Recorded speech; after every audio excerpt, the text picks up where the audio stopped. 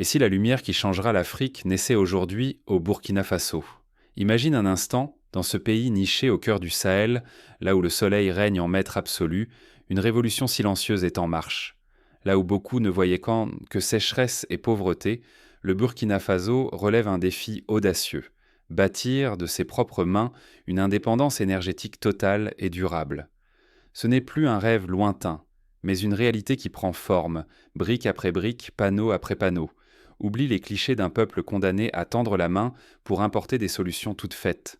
En juin 2024, le Burkina Faso a inauguré la première usine de panneaux solaires conçue, fabriquée et gérée intégralement par ses propres fils et filles.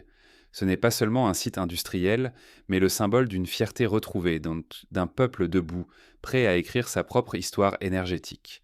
L'ambition ne se limite pas à illuminer quelques quartiers. Non, elle vise bien plus haut: électrifier chaque village, éclairer chaque foyer, dynamiser l'économie et surtout libérer des millions de Burkinabés de l'obscurité séculaire. Cette usine, c'est la promesse d'un nouveau départ. Car produire sa propre énergie, ce n'est pas juste actionner un interrupteur. C'est offrir à chacun la possibilité d'apprendre, de travailler, de soigner, d'entreprendre, de rêver, sans plus jamais dépendre de l'étranger. Le défi est colossal. Pour mieux saisir son ampleur, rappelons-nous l'histoire récente du pays. Pendant des décennies, le Burkina Faso a vécu au rythme des coupures de courant. Les années 90 et 2010 ont été marquées par des délestages quotidiens. Dans les campagnes, les enfants révisaient à la lumière tremblotante d'une lampe à pétrole, risquant leur santé. Les centres de santé perdaient régulièrement vaccins et médicaments, faute de pouvoir maintenir la chaîne du froid. Les artisans, eux, voyant leur production stoppée net, incapables de rivaliser avec des concurrents mieux équipés.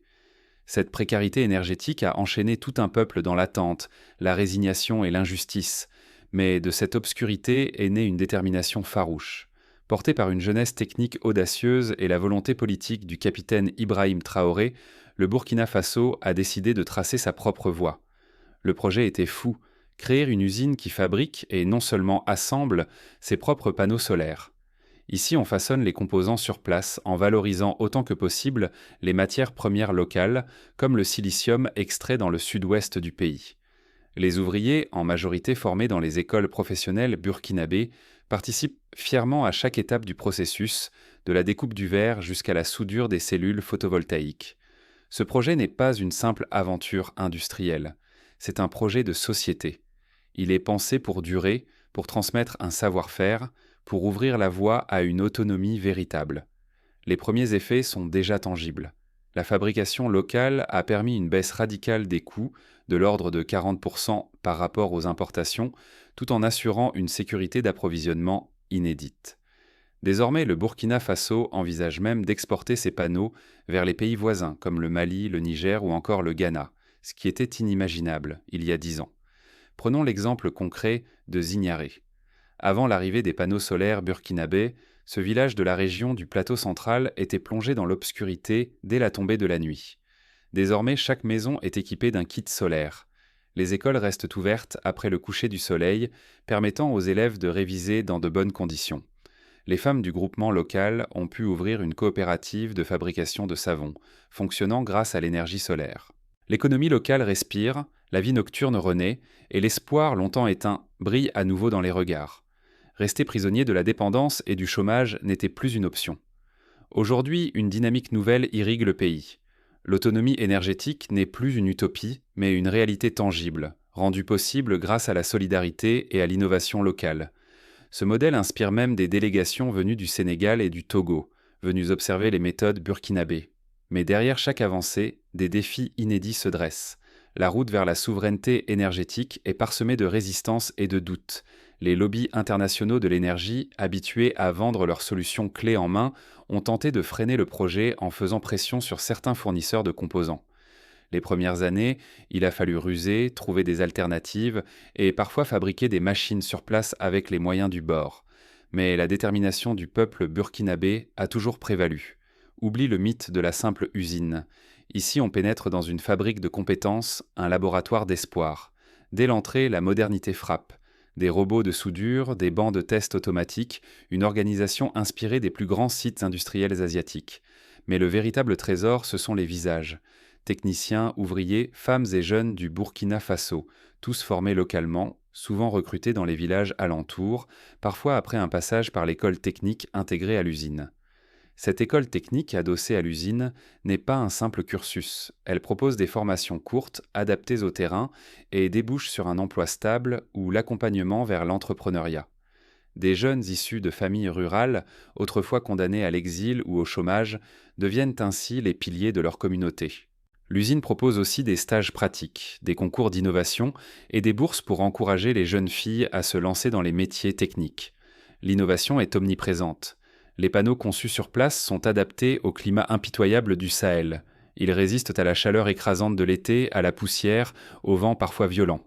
Les supports sont renforcés, les verres traités contre le sable, et chaque modèle est testé sur le terrain avant d'être commercialisé.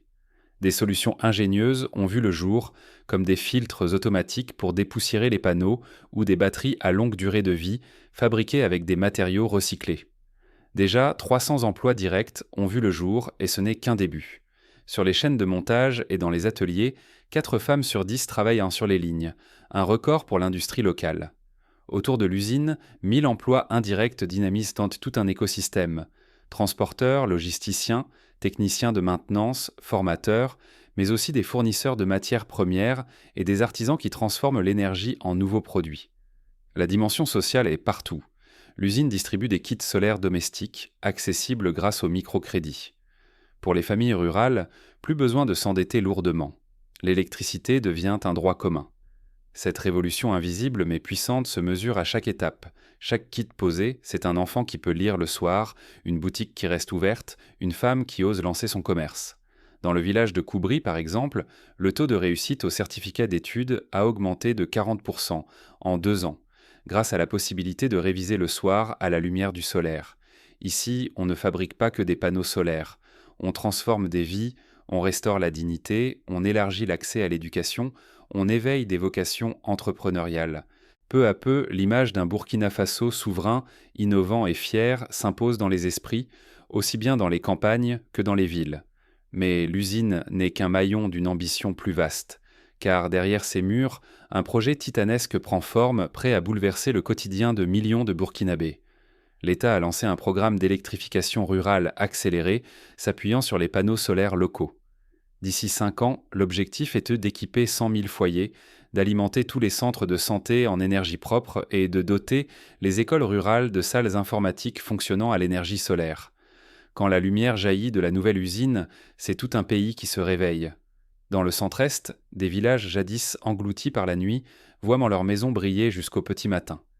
Les écoles et les dispensaires restent ouverts après le coucher du soleil, offrant soin et savoir là où la pénombre imposait silence et fermeture. À la maternité de Kupela, le nombre de naissances assistées a doublé. Les sages-femmes disposent enfin d'une lumière constante, même à minuit. Les petits commerces prospèrent, les clients n'ont plus peur de s'attarder, et l'économie locale reprend vie sous les néons. Le numérique fait irruption là où il paraissait impossible. Des classes digitales sont installées dans les villages les plus reculés, connectant les élèves burkinabés au reste du monde. À Bobo Dioulasso, l'école du soir attire désormais plus de 150 jeunes, garçons et filles, venus suivre des cours d'informatique grâce à l'énergie solaire.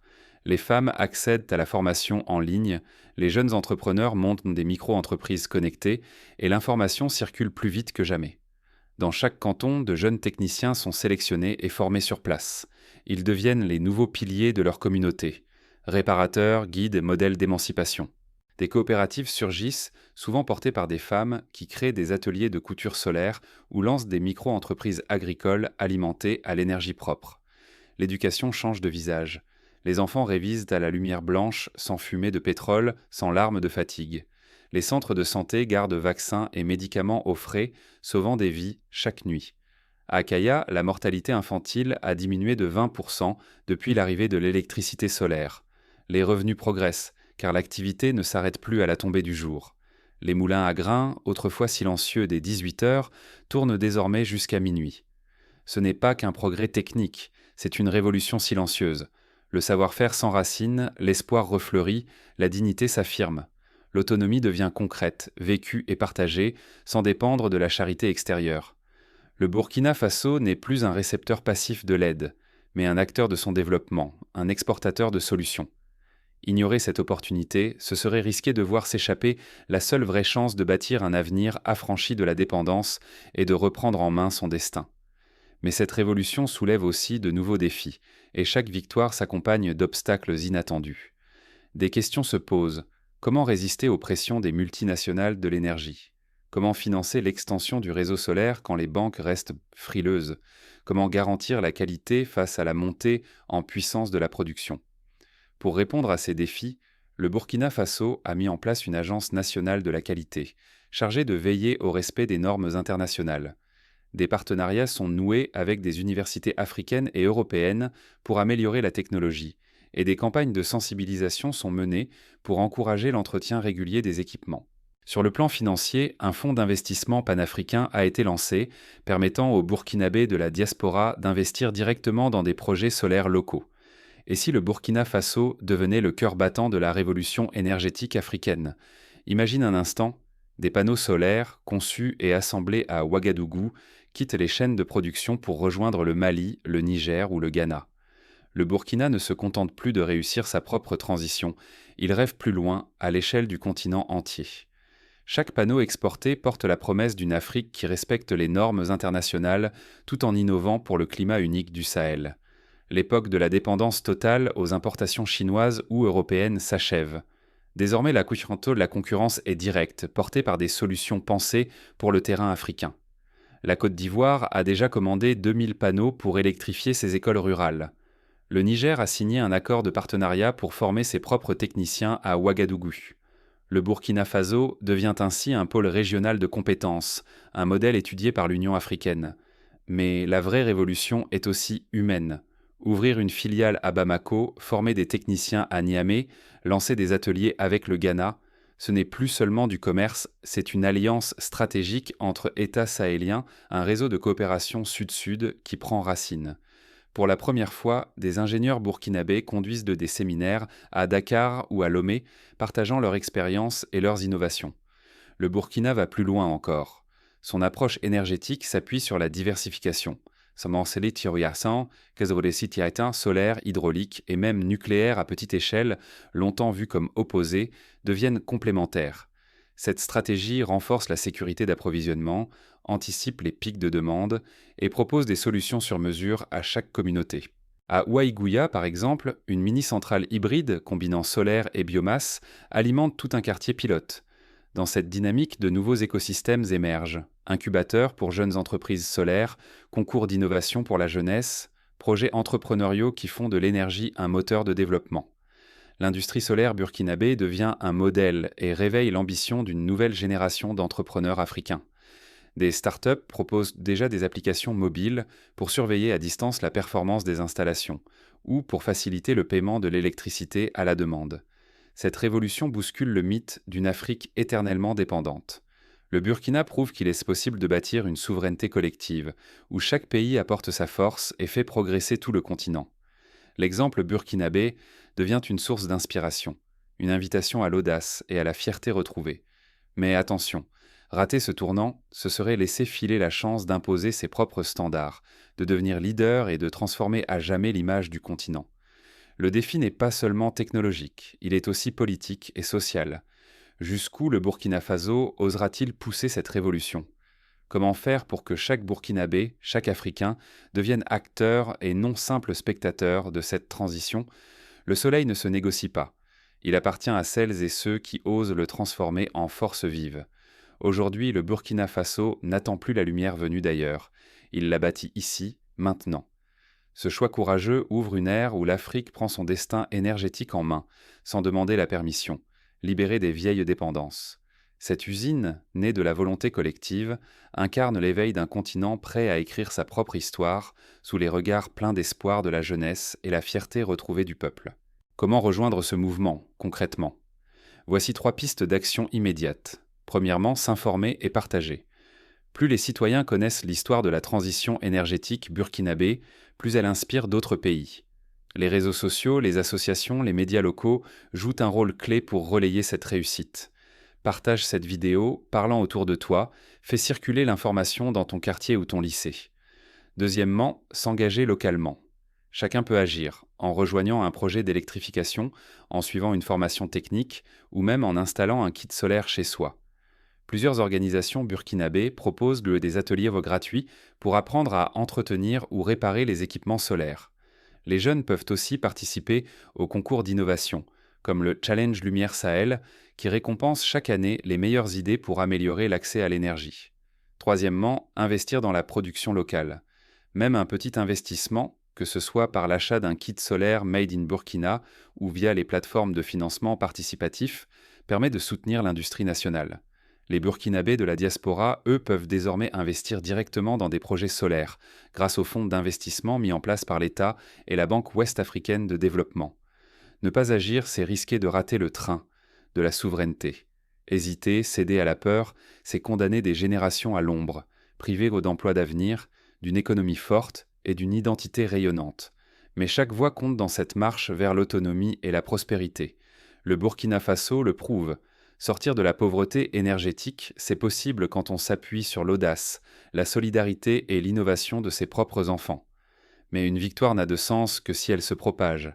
Si tu crois que l'énergie solaire peut transformer l'Afrique, partage cette histoire. Commente, abonne-toi, fais circuler le message. Inspire ta communauté. L'avenir énergétique du continent ne s'écrira pas ailleurs. Il commence ici, dans les usines, les écoles, les villages illuminés du Burkina Faso. À chaque panneau posé, chaque jeune formé, chaque projet lancé, c'est toute l'Afrique qui avance vers la lumière. Rejoins ce mouvement. Deviens toi aussi l'un de ceux qui transforment le soleil en espoir.